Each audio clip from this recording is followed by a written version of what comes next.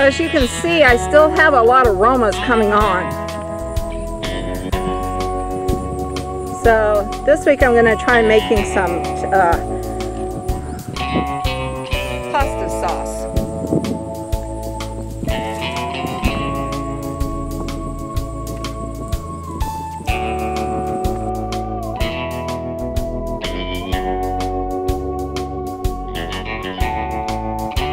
Now I'm going to go over to those boxes and pick Better Boys. So let's go. Another big white bucket. As you can see, I have this full. I think I'll just add it.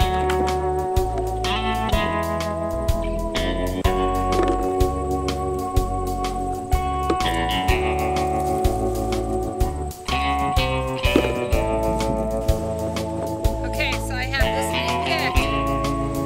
I think I'm going to save the rest.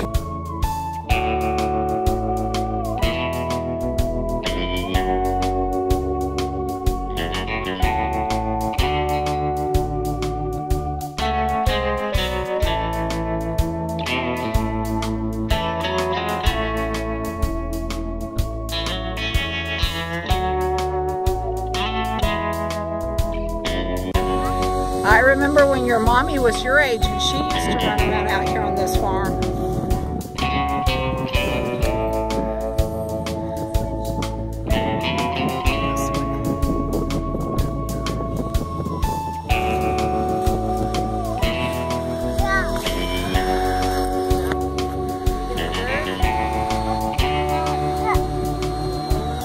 Are you going to plant Grandma some tomatoes? Grandma likes tomatoes.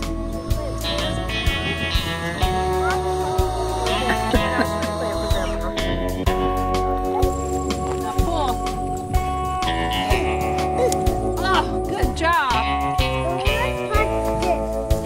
don't know if I can make dill pickles out of those maybe, because you can have them a little bit bigger for kids. Want to look at the pumpkins? Here, Grandma Do you see any pumpkins over here, Jeffrey? What is that? That's a pumpkin. That is a pumpkin, isn't it? Yeah. Can you get it off? I don't know. Good job. Can you show Mommy, Jeffrey? Show me. It's right there. Can you see any more?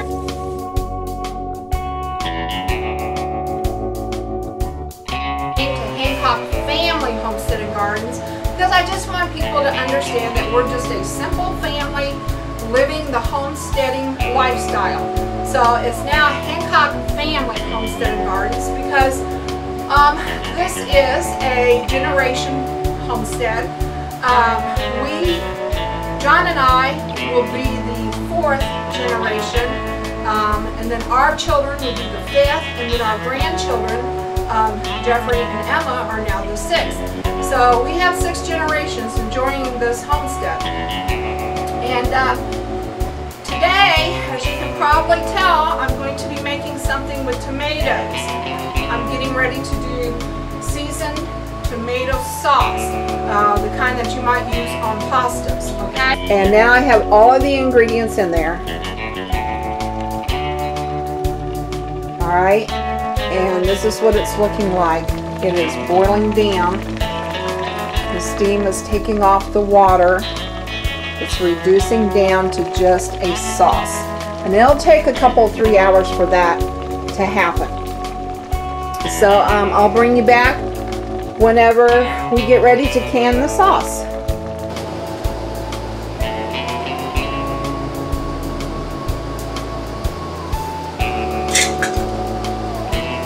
Alright, first thing I want to do is make sure I add my lemon juice. I need 2 tablespoons per quart jar. There's 2. Alright. Fill this up to a 1/2 inch of headspace.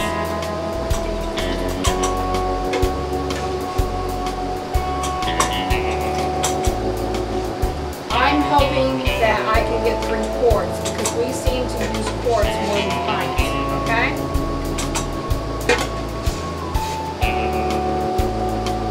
I think I will. Very hot, okay? You don't want any air pockets. Alright.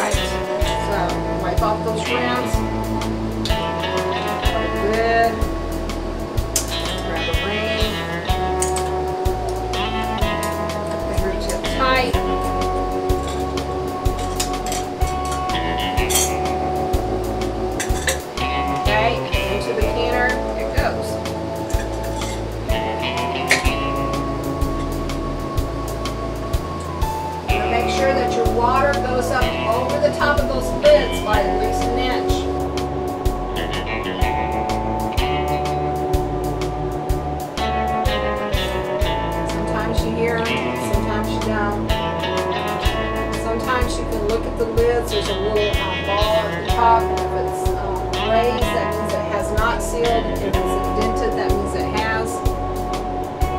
Look at it just under the right light.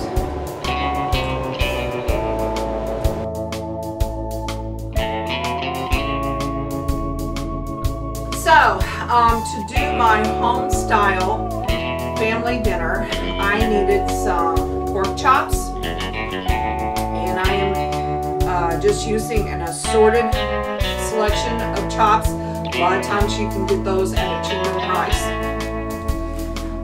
I am using russet potatoes that have been peeled and left whole.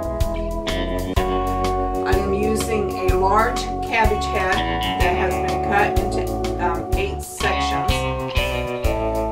And then I am going to be using 2 cans of the cream of potato soup mix.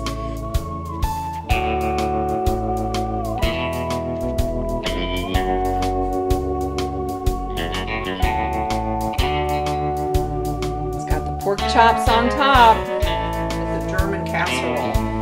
And that's what I continue to call it today. But here we have it.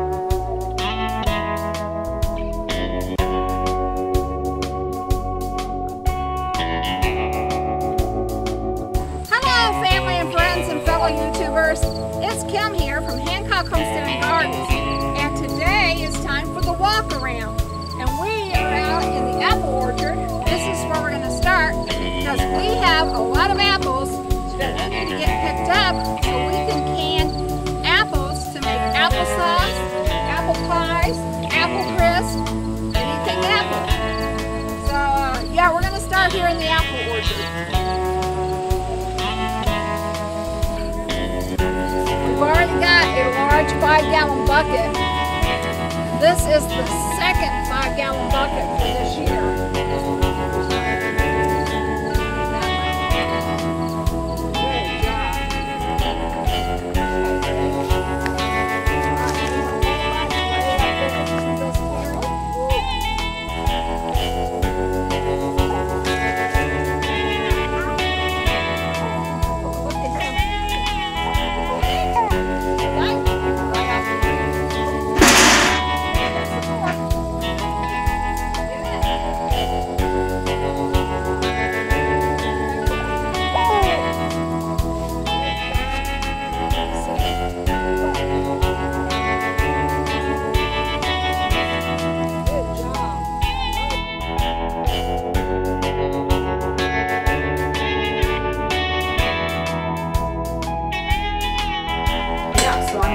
There. It's going pretty good. Right now it would make excellent applesauce, but we're not making applesauce, we're making apple butter, so let's keep going. Just a little over 12.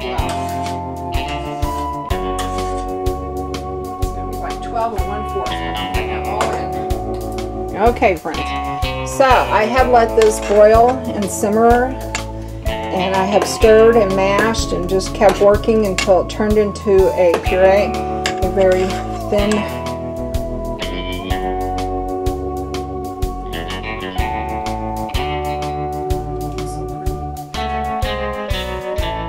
I'm not sure what's up with the one, but sometimes it just takes time, so we'll see.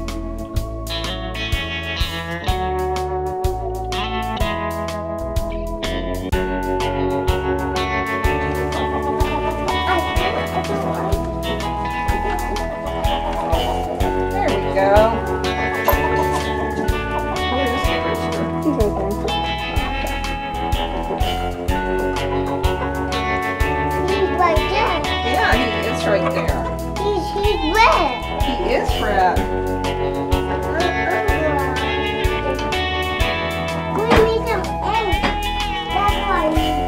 Okay, we'll get them out. We gotta get all those eggs out.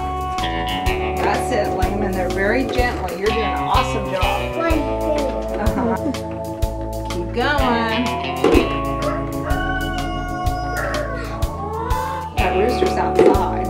Okay, I see some more in there. Can you find them? Right here. Right there.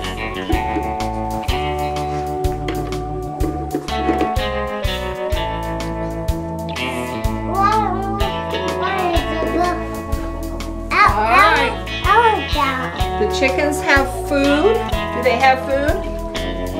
Yeah. They have food to eat. Do they have water to drink? Do they have water? They have water, and we have the eggs. So we are done in the chicken house. Look at that beautiful egg. All right. See, it'll move around nicely. Yeah. Now, okay, so now I'm going to flip this egg so I can do it over medium. There we go.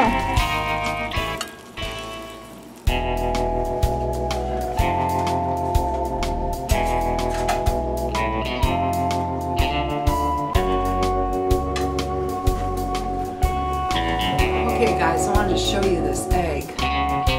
You see how it's like a little bit runny and then a little bit with the yolk hardened. That's what you call over medium. That's the way I like them.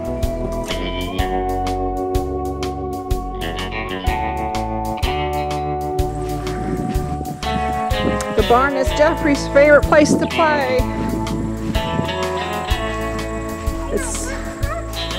It's such a big place, isn't it, Jeffrey? And what's your favorite thing to do in here? You like to jump on the straw? There.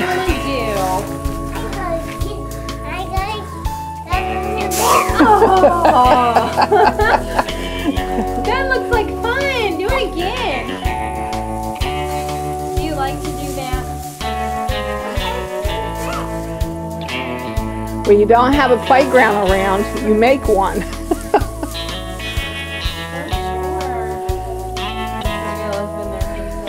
I know.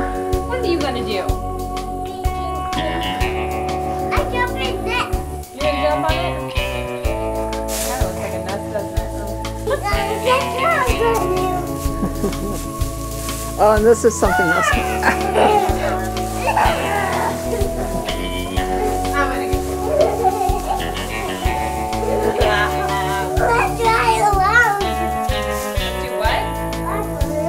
Run around. That's what Apollo does.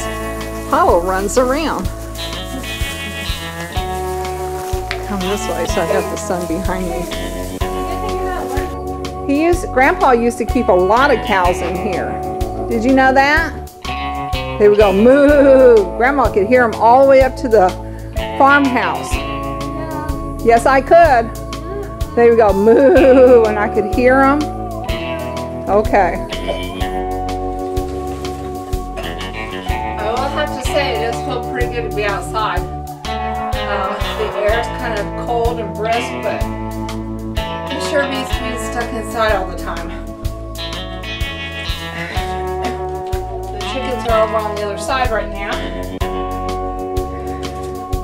I think I started them when I came in, but let's see if we can get them over here. Here, chick, chick, chick, chick, chick, chick, chick.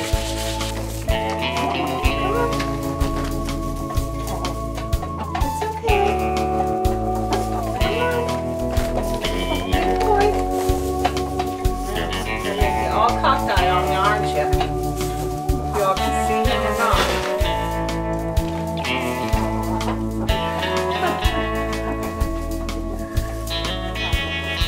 Here, chick, chick, chick, chick, chick, chick, chick. Here, chick, chick, chick, chick, chick, chick.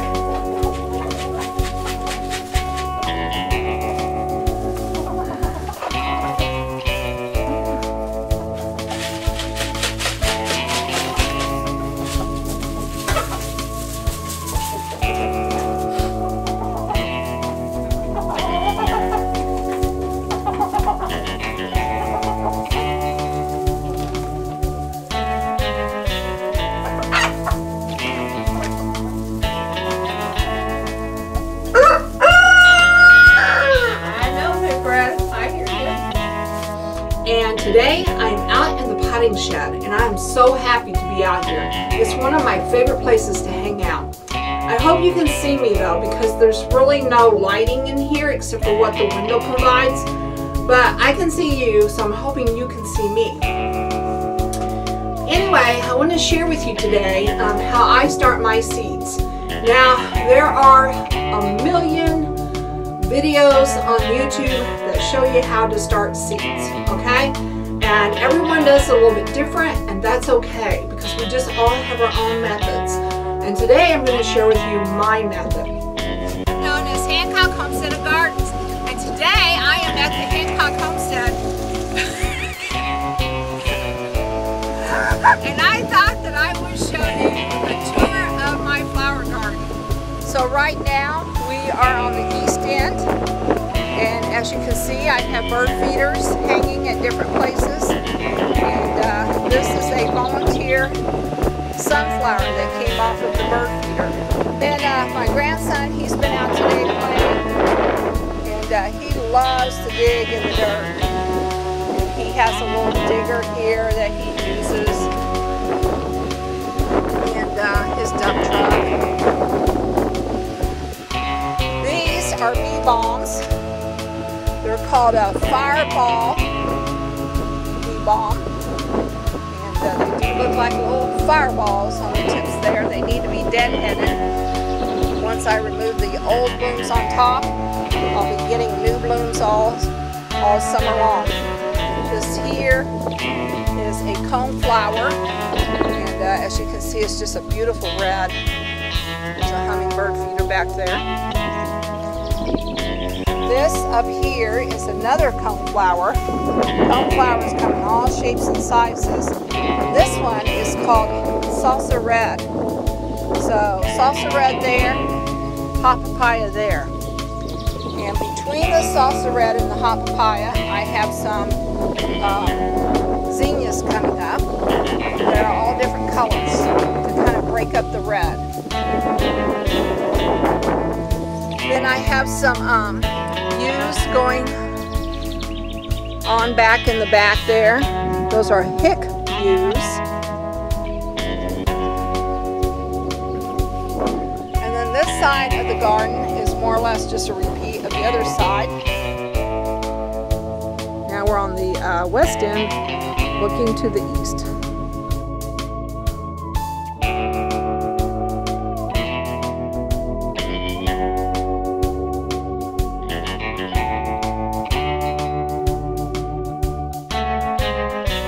Today I'm out in the chicken house because it just needs to be cleaned. It's that time of the year when I like to get out the deep litter and get everything cleaned out and ready to go for the spring and summer months. I've still got plenty to do.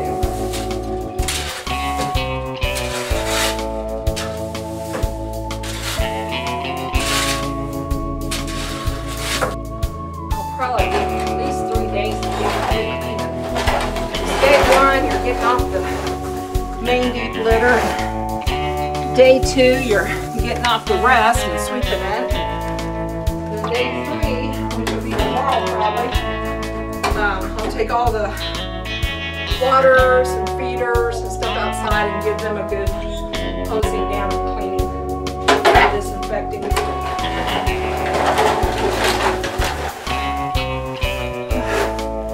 Plus, I can't work that long, so I just, do a little bit at a time, often.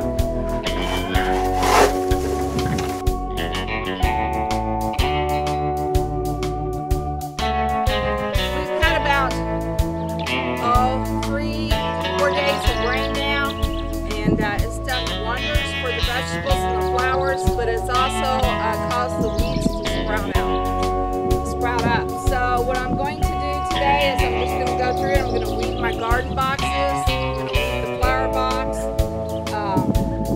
Just take care of a few of the, weeding problems that need to be taken care of around here. See how deep that is already.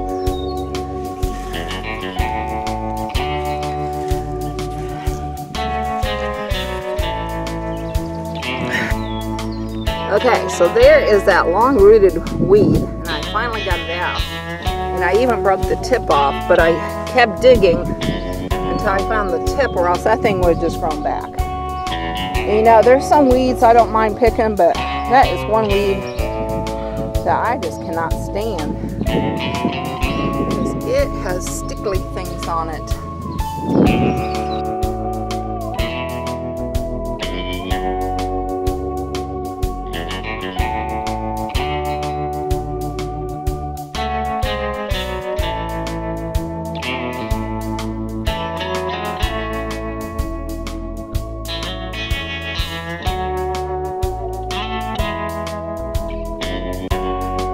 Length is fine, okay? I need them 5 feet long, that's fine, but I only want them 6 inches high. And so I'm going to be cutting these down, and we're out here by the shed where our electricity is at, and so yeah, let me show you how I'm going to do this. So I want the boards 6 inches wide, and this here metal part happens to be 6.5 inches. So that's about perfect. I'm just going to leave it like that, and I'm going to use this as my guide. And then that means I don't have to go through and mark all the boards. So I have them laid up there. I have this on the edge where I want it. And I just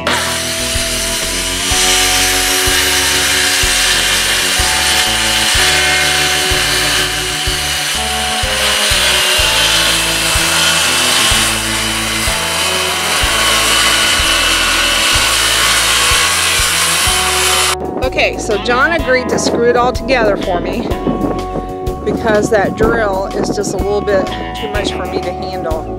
I do not have the upper body strength that John has.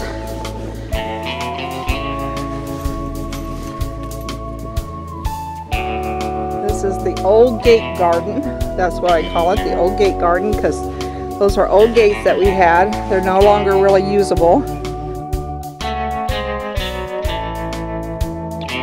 Because we put up a nice sturdy piece of plywood. It is I think 3/4 inch thick, and it's going to allow the nesting boxes to hang and go flat against the wall a little bit more sturdier. So what I want to do today is paint this before I have John put the nesting boxes back up. And I'm just going to be using some good old barn paint. And I think by painting it white, it'll just make it look a little bit cleaner, hoping a fresh new coat of paint will just brighten things up a little bit. And then we also put up a piece of plywood just like this one on the west side.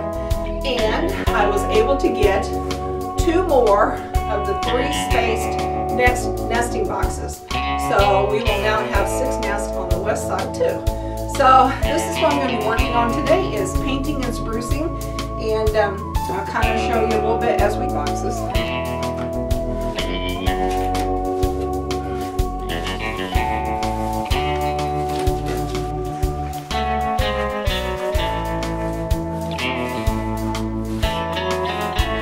Okay, so I have coat number 1 done on the east side. Let's go look at the west side. This chicken house is over 65 years old now, so it's pretty old. These boards are probably, most of these boards are probably that old. You know, standing the test of time, as they say. Guys, I'm hoping you can see this, but now I have the west wall completely painted where the nesting boxes are going to be.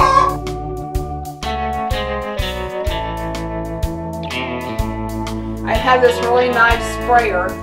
I suggest that you do this on a nice warm day, even preferably when there's airflow, so that you don't have dampness in your chicken house. However, my dampness is going to be right over here against this outside wall, and I have put down some old straw to absorb it, and then I'll be scooping that old straw up, so it's going to be okay. But anyway, I'm going to take my sprayer. And I have just sprayed them on and we're all good.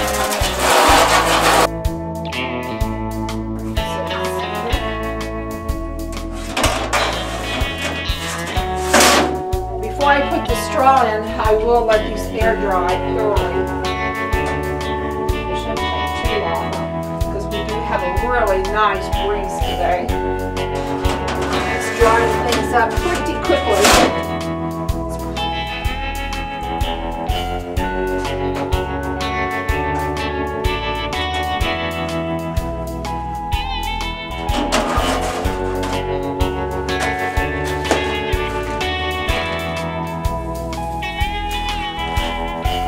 So over here I have a fresh thing of straw.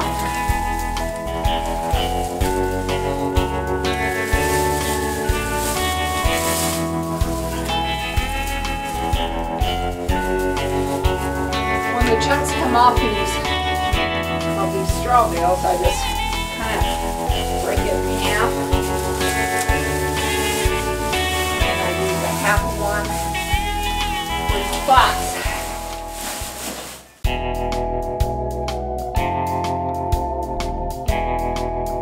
I think we'll just do a real quick walk around so that you can see what the homestead looks like with all the snow and ice. I'll just show you bits and pieces.